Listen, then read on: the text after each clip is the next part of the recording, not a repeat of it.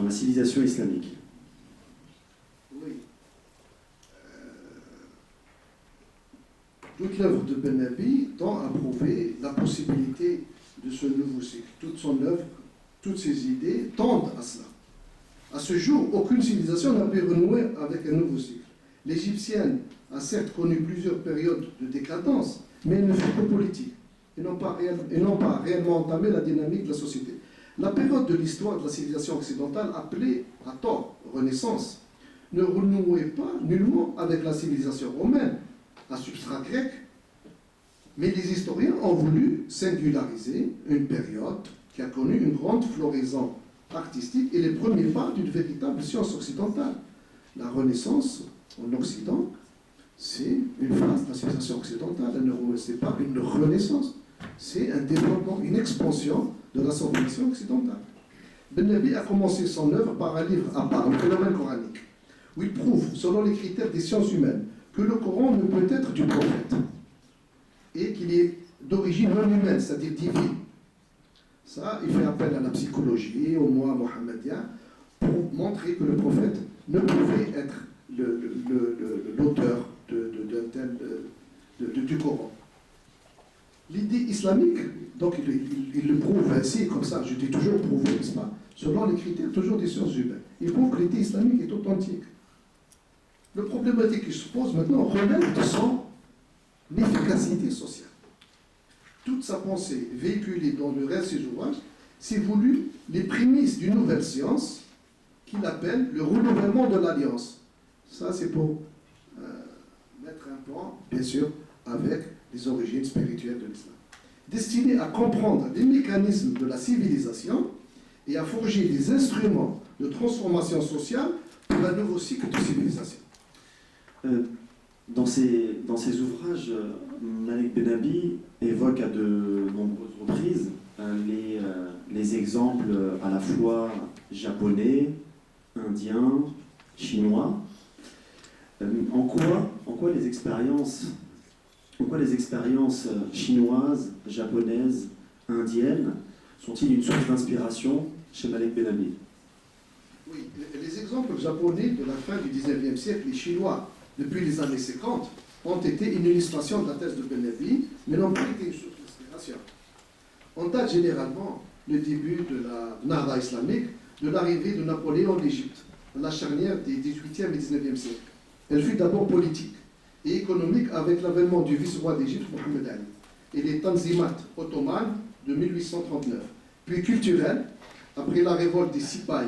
Les Sipahs, c'était les soldats qui étaient utilisés par la Compagnie des Indes qui administrait l'Inde à l'époque, en 1857. Et ils se sont révoltés parce qu'ils avaient entendu, il y avait des hindous et des musulmans. Ils avaient entendu que les cartouches étaient lubrifiées avec de la graisse de porc. Et ça a créé une révolte terrible qui a failli chasser les Anglais d'Inde. Dominé donc par la compagnie. L'échec de cette révolte eut pour conséquence la transformation de l'Inde moghole en colonie britannique. Elle n'était à l'époque que dominée économiquement par une société économique qui était la compagnie Z, mais elle allait devenir une colonie de la couronne britannique.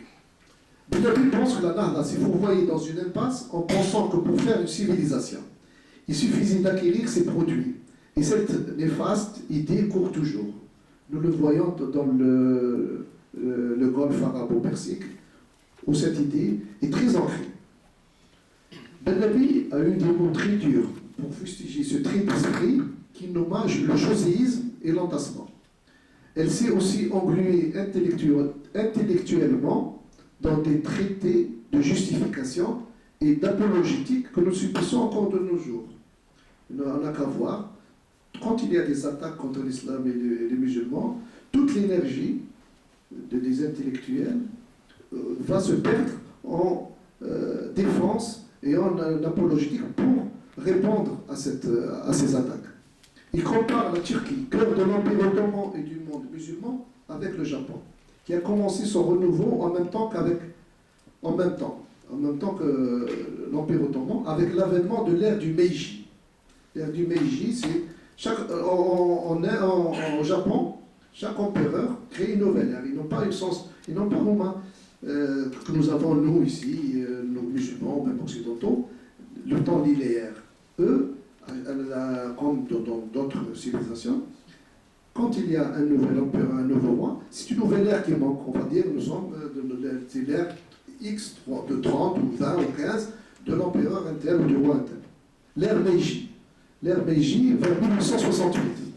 Le Japon avait compris que la civilisation n'est pas un tas, mais une construction, une architecture. 40 ans après, la Turquie était traitée normale de l'Europe.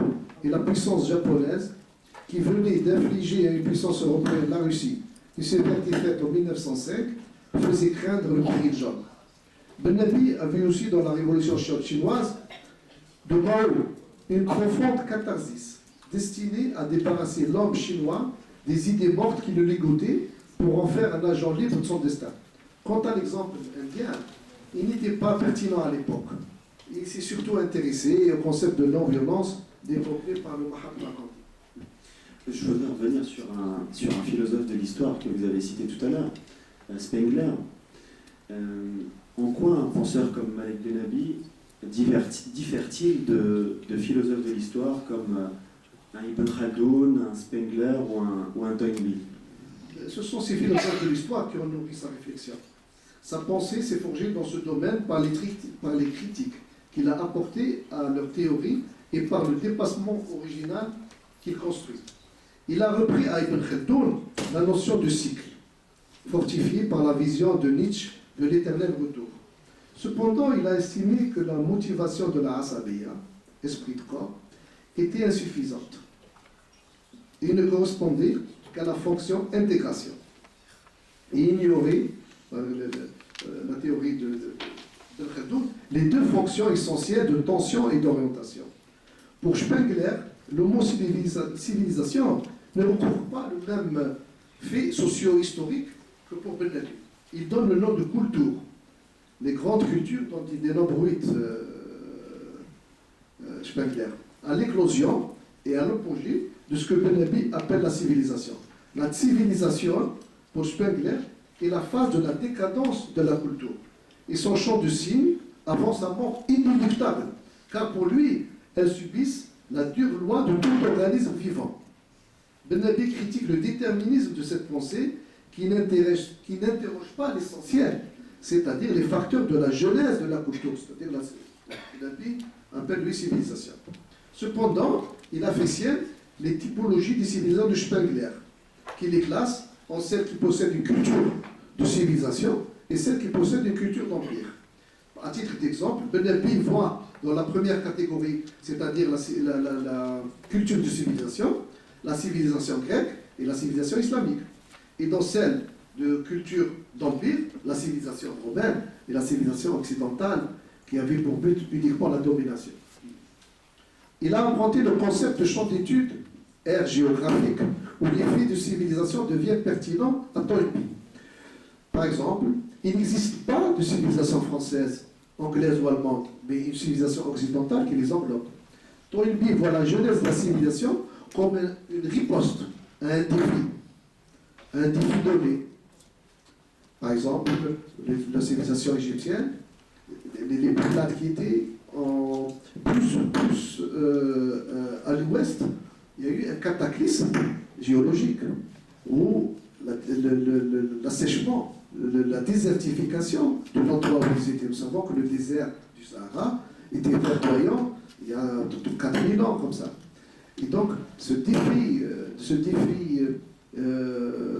naturel, géologique, a poussé ceux qui allaient fonder l'Égypte à quitter et aller s'installer dans le delta du Nil. Ils vont dompter le Nil et créer la civilisation égyptienne qu'on connaît. Mais simplement, pour lui, cette explication ne donne pas de satisfaction, car elle reste bien sur l'origine de cette riposte. Pourquoi est-ce qu'il y a eu cette riposte? C'est-à-dire, quels sont les agents de cette réponse, parce que ce n'est pas toute la population qui s'est développée. Il y en a qui ont retrouvé un peu plus au sud les mêmes conditions et qui ont végété, et l'autre population qui est partie et qui a réussi à dompter le Nil et à faire la civilisation occidentale, il y a une description, il n'y a pas une explication. Donc, c'est pour ça que lui voit l'action d'une idée religieuse socialisée, possédant les fonctions dont on a parlé, tension, intégration, orientation, et proposant les promesses majeures et les promesses mineures. Nous arrivons au terme de cette première partie, donc avec une dernière question, donc, qui va anticiper quelque part le débat que nous aurons avec le public. Par rapport à la pensée de Malik Benabi, en quoi la pensée de Malik Benabi peut intéresser encore la France, et notamment la communauté musulmane de France? La pensée de Benabi est universelle, et les conclusions auxquelles il parvient sont valables pour toutes les civilisations. Elle est solidaire du destin de l'humanité entière. Des articles écrits en 1949 et publiés en 1951 expliquent le geste étrange du musulman Tamerlan détruisant deux puissantes armées musulmanes au début du XVe siècle.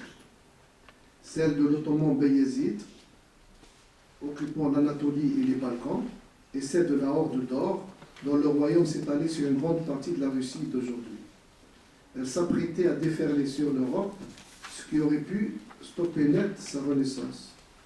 Pour Benabi, sans cette action visionnaire, le monde aurait vécu pour la première fois dans les temps historiques sans le phare d'une civilisation. Nous voyons ici la profonde préoccupation humaine de Benabi, qui voit que lui, il agit bien sûr en tant que musulman, mais il voit quel est l'intérêt de l'humanité. C'est-à-dire où il voit que lui, il écrit ça en 51, alors que lui, en tant qu'homme, il était pourchassé par l'administration coloniale, acculé à la misère. En tant que musulman, il voyait tous les pays musulmans occupés par un Occident arrogant, et pourtant, il dit, il approuve que cet Occident ait pu vivre et puis se développer, parce qu'il estime que le plan de Dieu est qu'il y ait toujours une civilisation, c'est-à-dire qu'il y ait un homme toujours qui soit le phare pour le reste de l'humanité.